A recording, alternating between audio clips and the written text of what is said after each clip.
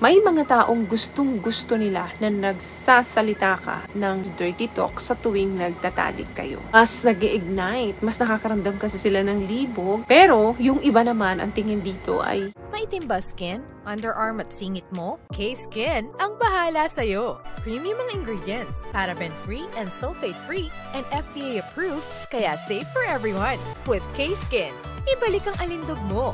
Huwag nang magpahuli.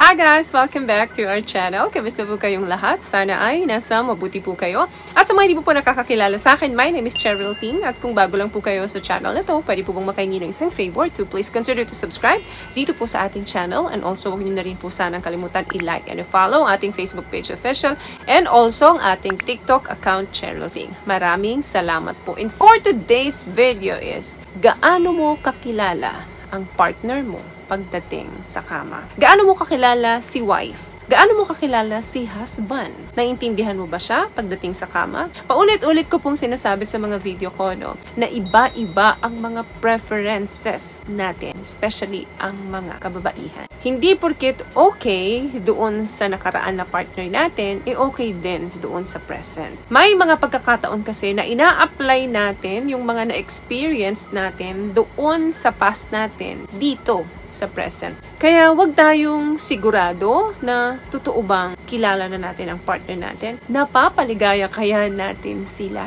dun sa mga ginagawa natin sa kanila. Unang dapat na malaman natin, lahat ng kababaihan po, malaki ang porsyento na nagka-climax talaga. Pero ang pinagkaiba-iba namin ay merong sa isang beses lang na make-out session, satisfy na. Ayaw na uling masundan or ayaw na niyang mag-orgasm uli. Meron naman pong mga babae na they want more. Gusto nila ng multiple. Kahit na nakatapos na sila.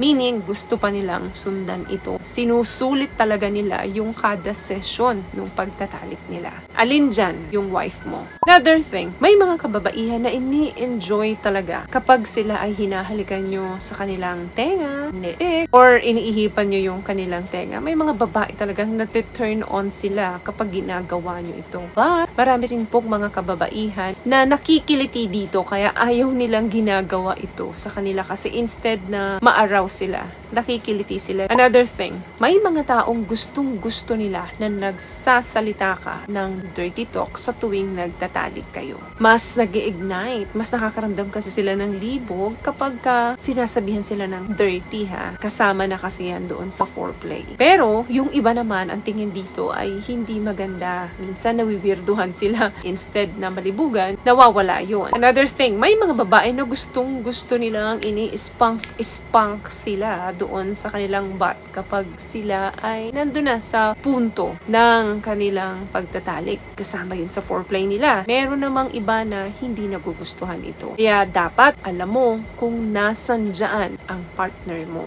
Another thing, may mga kababaihan na extra sensitive yung kanilang mga nipple. Merong iba na dito nga nakakatapos sila. Extremely sexual kasi insensitive talaga. Kaya gustong-gusto nila kapag nilalaro ito ng mga partner nila. But may mga kababaihan naman na kahit na anong gawin mo doon sa kanyang nips, wala siyang nararamdaman. Hindi siya nakakaramdam ng arousal. Other thing, may mga babaeng hindi yan tatabi sa'yo hanggat hindi siya malinis, hanggat hindi siya nakakapag full shower. Kasi pakaramdam nila, hindi nila magagawa yung gusto nilang gawin sa kanila o gawin nila kapag hindi sila malinis. Pero may mga babae din naman na good to go anytime. Kahit na hindi sila naka-shower, basta inaya mo sila at nararamdaman nila yon, go sa'yo yan. So, nasan dyan ang partner mo? Kilala mo na ba talaga siya? What I love about this product, itong No More Dark Secret ng K-Skin, bukod sa may advanced whitening na siya na kung saan pwede niyang matulungan na pumuti yung mga singit-singit mo, moisturizing, meron siyang anti-irritation, antibacterial, maintain healthy pH level. Hindi lang pambabae, meron din po tayong pang lalaki. And another thing, eto pa, mahalaga to,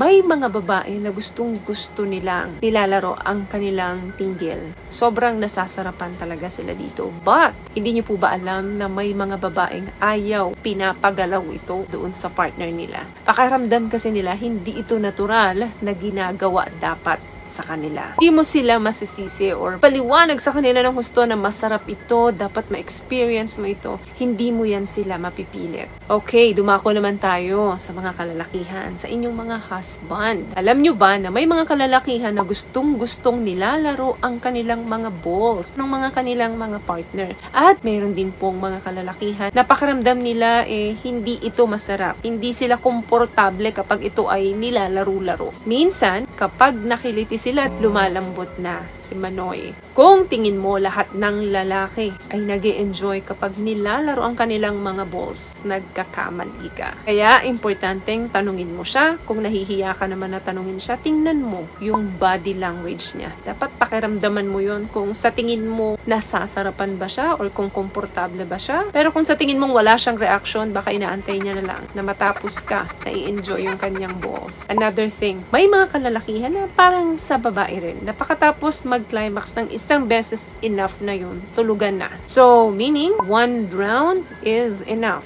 Meron namang mga kalalakihan na after ng one round, gusto pang umulit. Kasi pakaramdam nila yung pangalawa, yun yung mas masarap. Kaya hindi po pwedeng hindi yan dadalawa sa'yo. Another thing, may mga kalalakihan din na sobrang nakikiliti or sobrang naaaraw sila kapag nililik or hinahawak-hawakan, nilalaro ang kanilang nipples. And yes, may mga kalalakihan din na kahit anong laro-laro mong gawin doon sa kanyang nips, wala siyang pakialam o wala siyang nararamdaman dito. So, find out which one is your partner. Another thing, may mga kalalakihan na bukod sa gustong-gusto nila, na hinahalikan yung mga partner nila, gustong-gusto din nila na paikot-ikot yung kanilang mga dila doon sa bibig ng partner nila. Gustong-gusto nila ng mahabang kiss bago mag-start ang bakbakan. Pero doon naman sa ibang mga kalalakihan, feeling nila too much ito. Ang mga kalalakihan na hindi mahilig humalik. Another thing, may mga tao din na gustong-gusto nila na bago mag-start,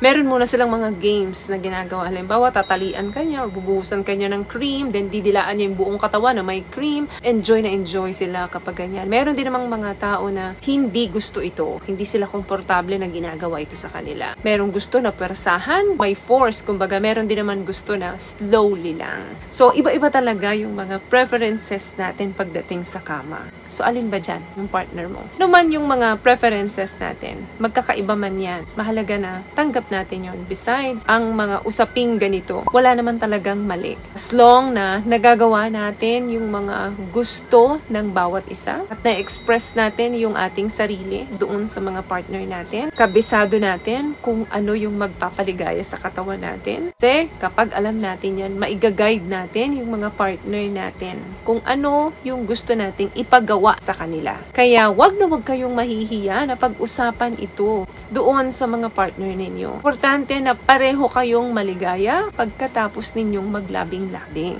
Hindi po pwedeng sasabihin nyo okay na kayo, pero ang totoo, hindi naman pala. Kailangan na ba-validate kung ano yung gusto mo. Open communication. Yan lang yung palaging tama na ginagawa natin sa relasyon. So, yun lamang guys ang video natin for today. I hope nakapagbigay po ako ng tips sa inyo. At kung nagustuhan nyo po ang ating video, please give it a thumbs up, comment down below, and also share this video na rin po sa mga kaibigan na sa tingin nyo matutulungan ng video natin.